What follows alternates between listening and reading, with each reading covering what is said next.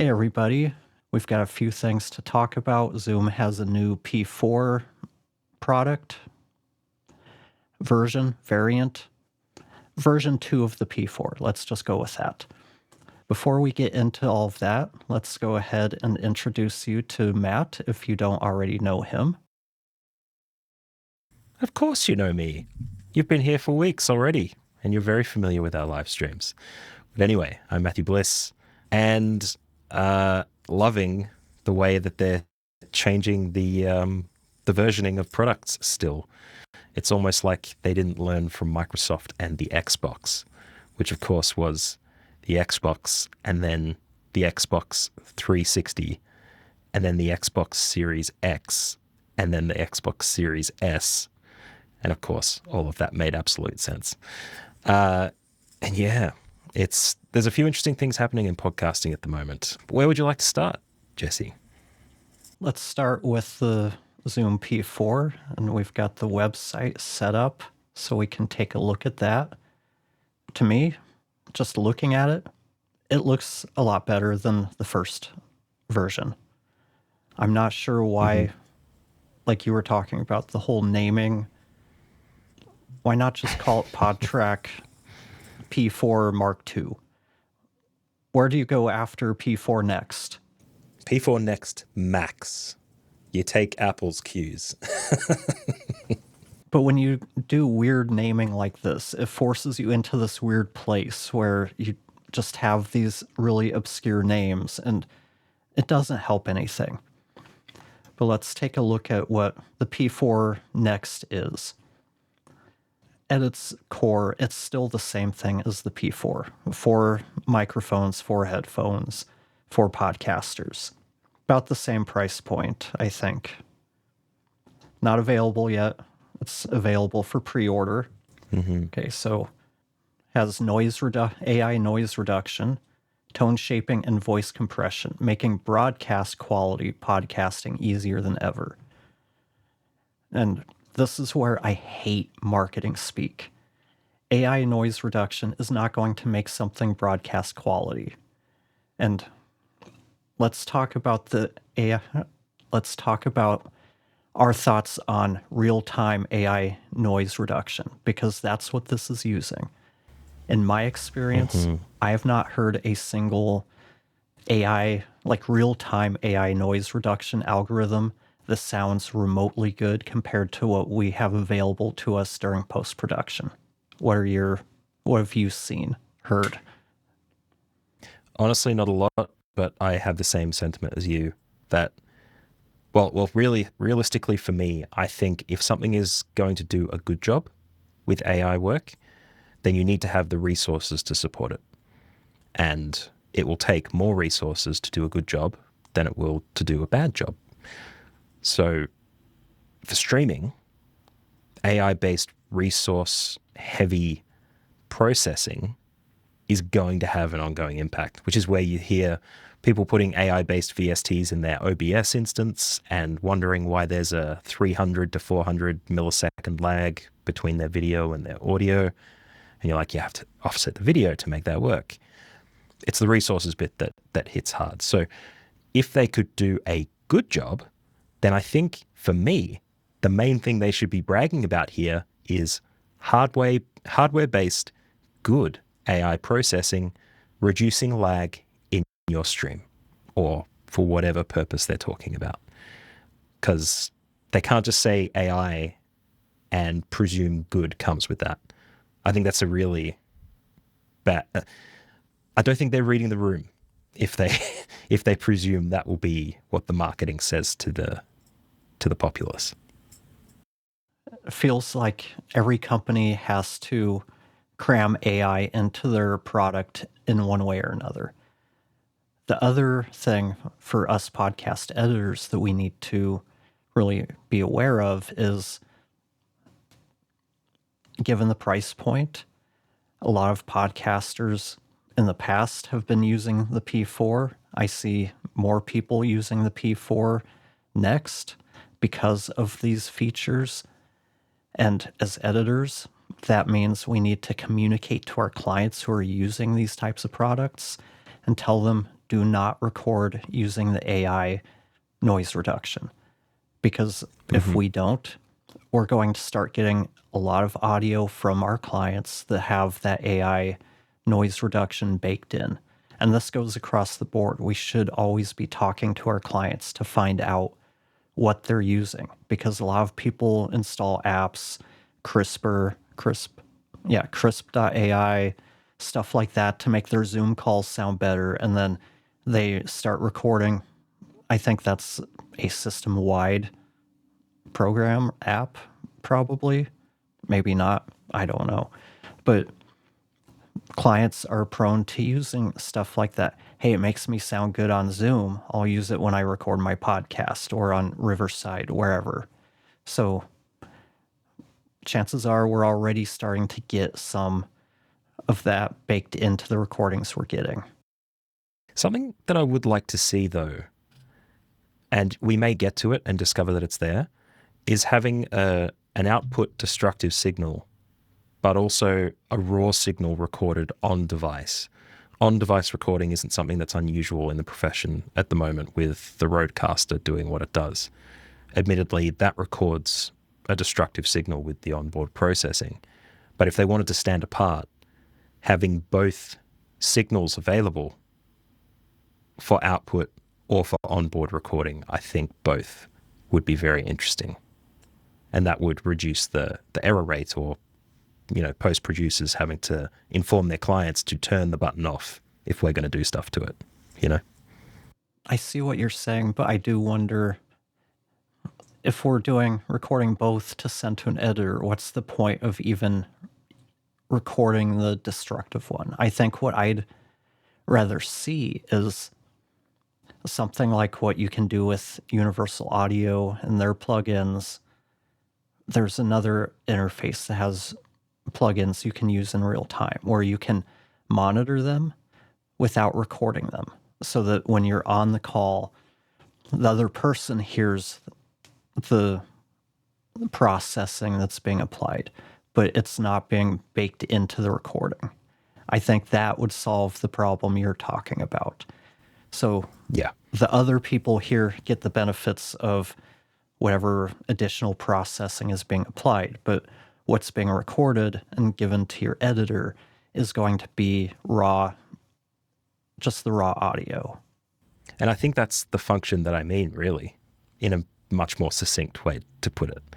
And it adds a functionality to the device to do that too. Because if you're live streaming, like I am right now, I'm just doing my microphone through a standard Steinberg audio interface. So there's no post-processing happening unless you're doing anything on it in Ecamm. Whereas if I had a product like this and I could send a destructive signal, that's probably not the right term for it, but a destroyed signal through to the computer and to the stream, but with the capacity to record the raw audio, I think that would be a great thing to have as part of the marketing as well, if it was a function that was possible. I think it would be a really good thing. It just adds some adaptability to it. That would be. And yeah, I'm surprised. Well, I guess I'm not really surprised, because most of these products are aimed at podcasters who don't really know what they're doing. They're looking for shortcuts to make things sound better, knowing that many of these people are not audio engineers. They're not going to be going through the same kind of post-production process that an editor would go through. So they're building these products to appeal to kind of the average podcaster. Hey, I can push a button and not worry about where I record. Okay, that's great. But it's not going to be the highest quality. It's definitely not broadcast quality podcasting. And yeah, I hate marketing, especially when they use studio quality, or in Zoom's case, broadcast quality. When you see that and you're not recording in a broadcast studio or a recording studio, you know it's marketing speak, because as of today, there's no technology out there that can make you sound like you're recording in a really good space with really good equipment if you're in an empty office recording with your laptop mic. That just doesn't exist. Technology can make it sound better than it currently does, but it's not going to sound just as good as if you were recording in a studio. That's the number one thing I can't stress enough to people when reading stuff like this. But I don't think they even get that far usually. They probably just smack AI on the marketing, and all of a sudden, anyone who reads it presumes that's a problem solved.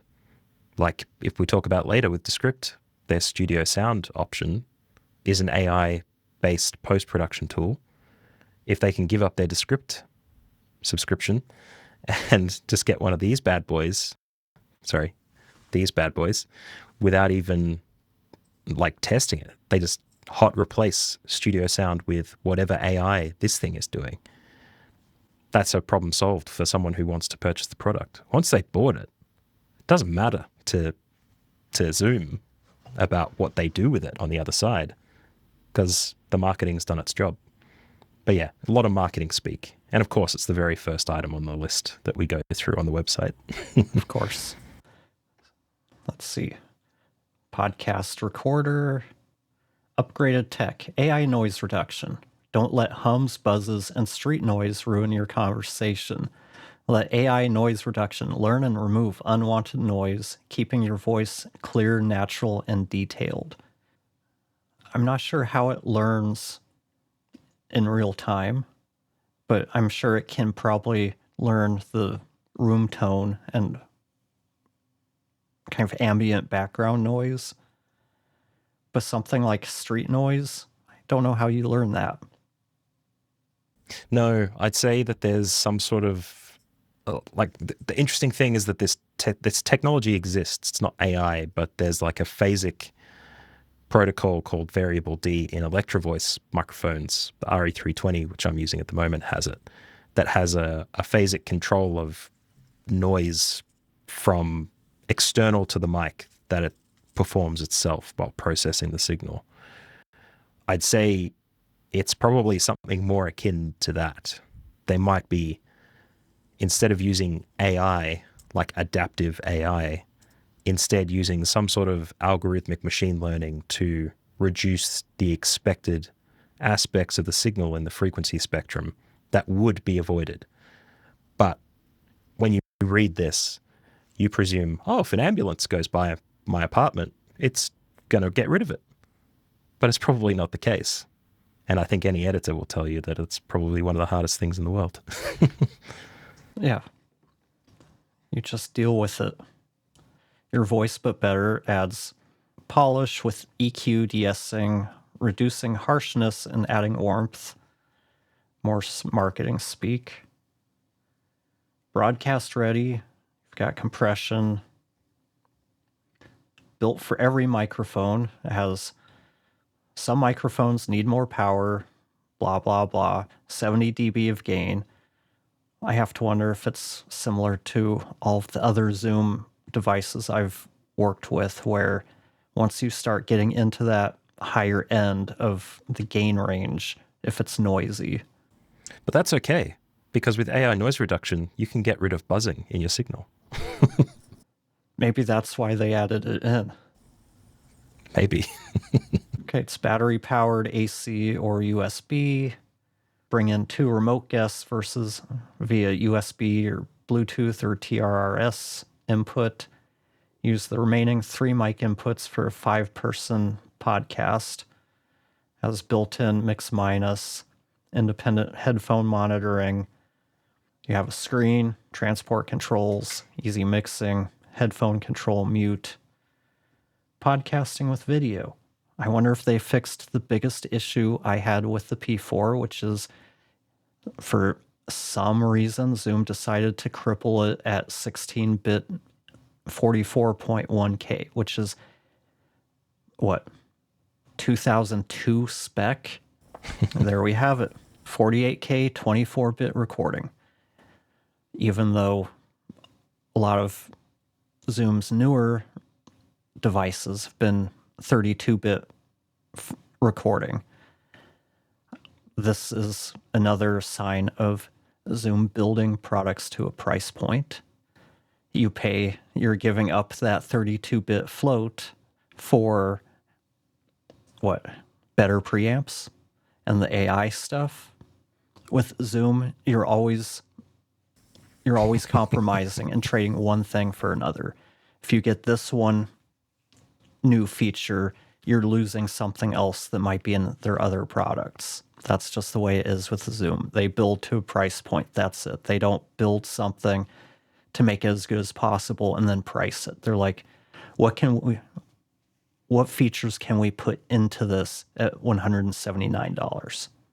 I have nothing to add to that, except that I'm dumbfounded that a Shenzhen-sponsored factory-built product would have compromises. We've never heard of that kind of compromise in a product before. Sorry, I don't want to accuse anybody of anything. It's ready for mobile video. Connect the P4 to your phone and record pro quality audio onto your phone's video. That's an odd sentence. No editing required. Ready for live streaming. Your live streams sound every bit as good as your recordings. Shouldn't that always be the case? I'm just kind of baffled by that one, other than, well, let's throw something out there for live streamers. Just remember, thinking about marketing speak, like we are so far down, we're over 3/4 of the way down the page. If people are going this far, they're looking for a reason that tips them over the edge to purchase the product. And if one of those things is, don't worry, we've got your live streams covered, it's the same as it was half a page ago. Maybe that's what it needs. Perhaps. It's also a USB audio interface. And then we go into recording formats. You can record to the card. Voice guidance lets you navigate menus and controls with audio descriptions. I'd say this is an accessibility bonus, let's say. It's a very symmetrical device. And while there isn't, I zoomed into the product image that we're looking on screen at the moment just to see, there's no button braille or elevated aspects for people who cannot see to use the product. And so being told of the map and being able to feel it out, but also confirm what they're muting or not by the signal would be a good idea. And I don't know, in the best case, you've got a 5-person Dungeons and Dragons campaign going on, and someone who knows their mic 3 hears mic 3 mute, might wonder why they're muted and alert people before their signal gets lost. So there's potential pickups there. I wouldn't say it's product selling material, but if it can do it without affecting it. That's a good point about the accessibility. Yeah, that's it.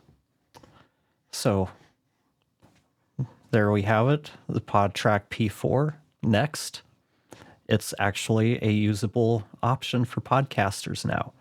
And the one thing I saw people defending with the first generation of P4 is 16-bit 44.1K is fine for audio. That's the CD spec.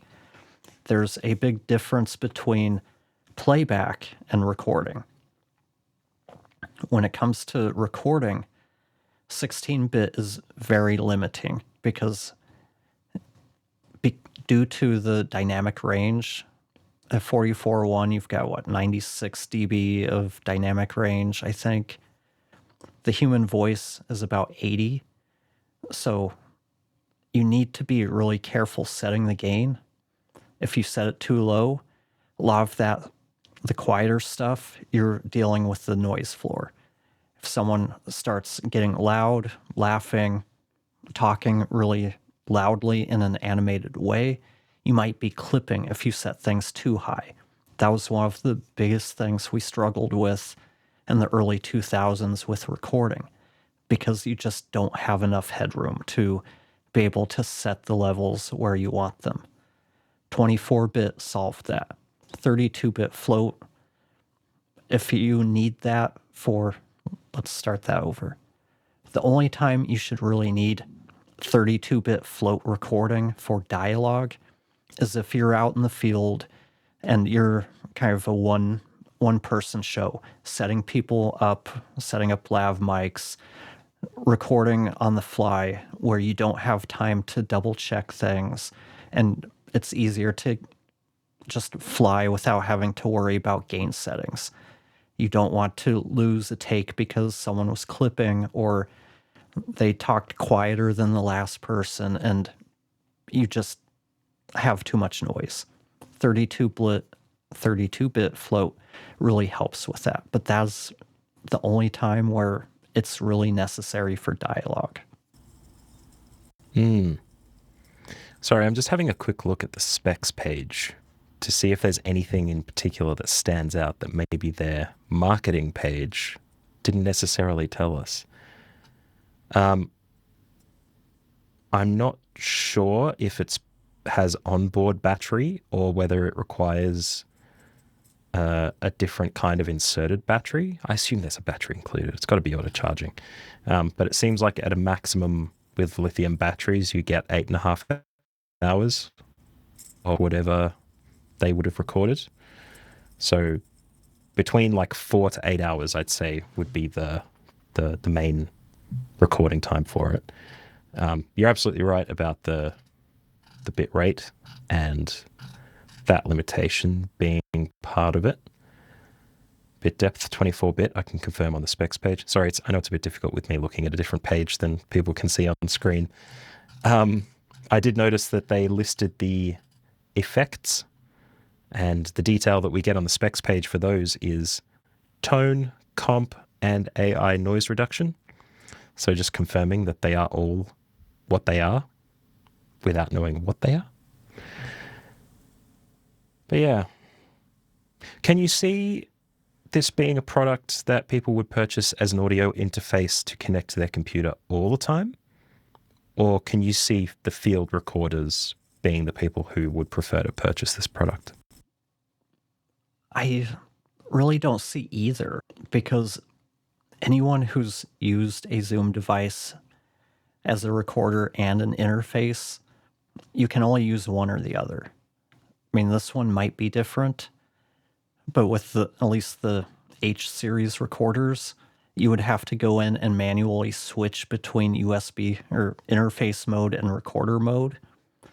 That alone would push me away from recommending it to anybody looking for a straight up audio interface. Just, you want something that works however you want. Like with the Rodecaster, you connect it, you can use it as an interface, you can use it as a recorder. You don't have to go into the menus and switch between modes. It just works however you need it to work. For field recorders, there are better options. But if you're talking about podcasters who record in the field, yeah, this would be a really good kind of grab and go travel setup. The other thing I think of is that there are sometimes limitations I hear with the number of microphones connected and onboard recording with some of these Zoom devices that has limitations like the outboard stereo track having the two mono tracks layered as left and right, or potentially not having a stereo signal from every microphone, which, as we know, isn't a deal breaker for mics. But would you see this filling a different space based on what you've seen so far? Like, would it address those kinds of concerns that users might have? I haven't looked into it, but I would assume that with the PodTrak series being aimed at podcasters, that every track is recorded individually. I think it's the H series that might just provide a mixed track. I'm trying to think back. It's been a few years since we've used an H4 or an H6. And I can't think of any time where we used it to record more than one track. Right. So it's the different product lines that have varying degrees of functionality, I guess. Yep. Okay. Most of Zoom's other stuff are built for recording. PodTrak, they decided to build for podcasters, and that's why you get differing specs. P series gets better preamps and lower bit depth and sample rates. Cool.